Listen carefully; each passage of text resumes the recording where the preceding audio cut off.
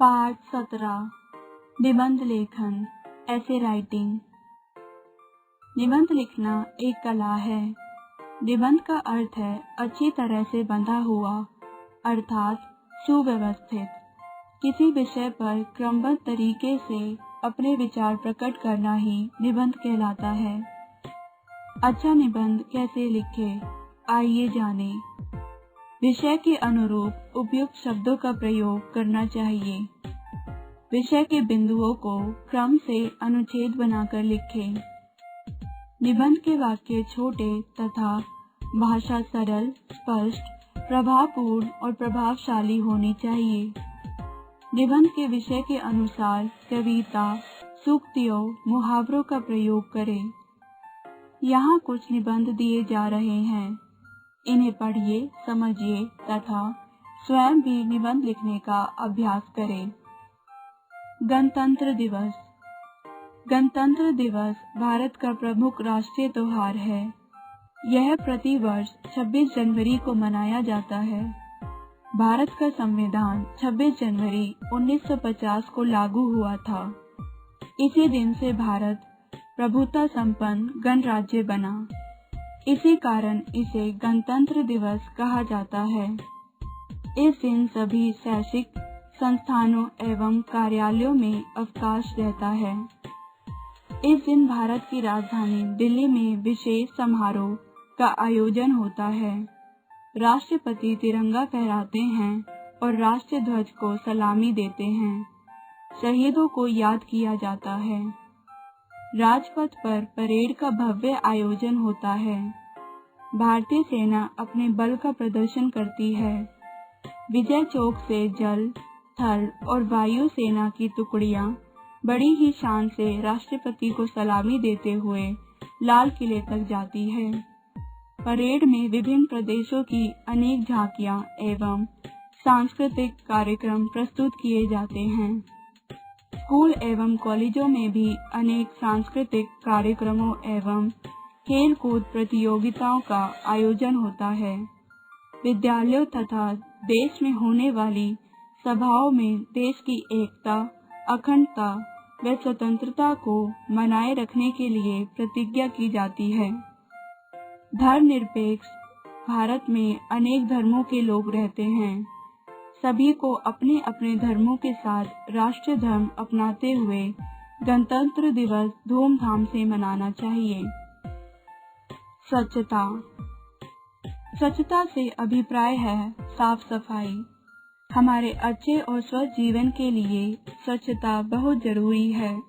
हमें अपने घर, अपने आसपास तथा सभी सार्वजनिक स्थानों पर स्वच्छता बनाए रखने की आदत डालनी चाहिए, क्योंकि गंदगी सभी बीमारियों की जड़ है। स्वच्छता रखने से गंदगी से पनपने वाले कीटाणु, बैक्टीरिया, फंगस आदि पैदा ही नहीं होंगे। इससे हम शारीरिक और मानसिक रूप से स्वस्थ रहेंगे और स्वस्थ रहेंगे तो प्रसन्न भी रहेंगे।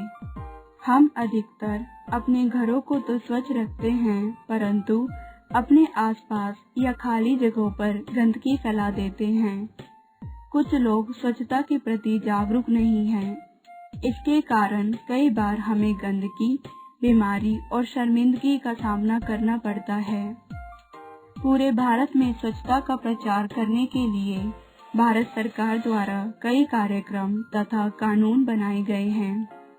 हमारे प्रधानमंत्री श्री नरेंद्र मोदी ने एक अभियान चलाया है जिसे स्वच्छ भारत मिशन के नाम से जाना जाता है।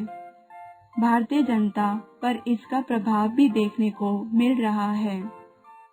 अंत में मैं कहना चाहूँगा कि हमें भी इस अभियान और लक्ष्य को पूरा करने में जुट जाना चाहिए। हमें खुद भी गंदगी ना फैलाकर दूसरों को भी स्वच्छता के लिए प्रेरणा देनी चाहिए। साफ सफाई केवल सरकार या सरकारी कर्मचारियों की ही जिम्मेदारी नहीं है, बल्कि यह हम सब नागरिकों का भी कर्तव्य है। शिष्टाचार। शिष्ट जमा आचार, शिष्टाचार अर्थात विनम्रतापूर्ण एवं शालीनतापूर्ण आचरण। शिष्टाचार वह आभूषण है जो मनुष्य को सम्मान व आदर दिलाता है। शिष्टाचार ही मनुष्य को मनुष्य बनाता है, अन्यथा अशिष्ट मनुष्य तो पशु की श्रेणी में गिना जाता है। शिष्टाचार मनुष्य के व्यक्तित्व का दर्पण है। शिष्टाचार ही मनुष्य की एक अलग पहचान बनाता है। शिष्टाचारी मनुष्य भीड़ में भी अलग दिखाई देता है, जैसे पत्थरों में हीरा। कहने को तो शिष्टाचार की बातें छोटी छोटी होती हैं, लेकिन बहुत महत्वपूर्ण होती है। शिष्टाचारी मनुष्य समाज में हर जगह सम्मान पाता है, चाहे वह गुरुजन के समक्ष हो, परिवार में हो, समाज में हो, व्यवसाय में हो अथवा मित्र मंडली में हो। किस समय पर कैसा व्यवहार करना चाहिए, इसके अपने अपने ढंग होते हैं। बड़ों के सामने आदर पूर्वक बात करना, सबसे विनम्रता से बोलना, छोटों से स्नेह पूर्वक बात करना, अतिथियों का आदर करना, माता पिता और गुरु का सम्मान, मित्रों के साथ मधुर व्यवहार आदि बातें शिष्टाचार से जुड़ी है। समाज में रहकर व्यक्ति शिष्टाचार का उचित ज्ञान प्राप्त करता है। इस प्रकार शिष्टाचार अंधेरे में भी आशा की किरण दिखाने वाला मार्ग है। हमें सदैव शिष्टाचार अपनाना चाहिए। कंप्यूटर। आधुनिक युग में अनेक आविष्कार हुए हैं। कंप्यूटर इनमें से एक प्रमुख आविष्कार है। आज मानव तकनीकी क्षेत्र में कंप्यूटर के आविष्कार द्वारा नए नए कीर्तिमान स्थापित कर रहा है। आजकल संस्थाओं तथा उद्योग धंधों में कंप्यूटर का प्रयोग बहुत व्यापक रूप से हो रहा है। कंप्यूटर आज रोजमर्रा की उपयोगी वस्तुओं में से एक बन गया है।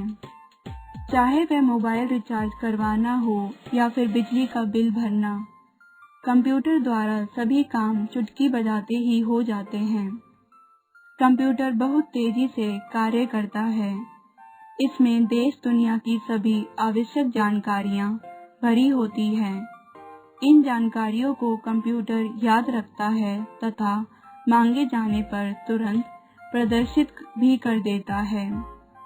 बड़ी से बड़ी गणनाएं यह झपकते ही कर सकता है, जिनमें आम आदमी को घंटे लग जाते हैं। सभी कार्यालयों, बैंकों, सार्वजनिक संस्थानों आदि में इसका उपयोग किया जा रहा है। कंप्यूटर सूचना क्रांति का अग्रदूत बन गया है। विद्यालयों में कंप्यूटर शिक्षा अनिवार्य हो गई है। कंप्यूटर आज की आवश्यक वस्तु बन गया है। मेरा लक्ष्य। मेरा नाम नेहा है। प्रत्येक व्यक्ति का जीवन में कोई न कोई लक्ष्य अवश्य होता है। कुछ लोग शिक्षक बनकर तथा कुछ लोग समाज सुधारक बनकर देश की सेवा करते हैं। मेरे जीवन का भी एक लक्ष्य है। मैं बड़ी होकर डॉक्टर बनना चाहती हूँ। एक डॉक्टर में किसी प्राणी को नवजीवन देने की योग्यता होती है। मैं एक योग्य डॉक्टर बनकर सभी वर्ग के लोगों की चिकित्सा सद्भावना पूर्वक करूंगी। मैं डॉक्टर बनकर गरीबों तथा असहाय रोगियों का इलाज बिना परिश्रमिक लिए ही करूंगी। डॉक्टर का नाम है रोगियों की सेवा के लिए समर्पित होना। इसलिए डॉक्टर बनने का अपना लक्ष्य पूरा करना ही मेरे लिए पवित्र साधना है। मेरा मानना है कि जीवन में सफलता पाने के लिए एक लक्ष्य बनाना आवश्यक है, क्योंकि कोई लक्ष्य बनाकर ही उस पर आगे चलने की प्रेरणा मिलती है और समय पर हम लक्ष्य को पूरा कर सकते हैं।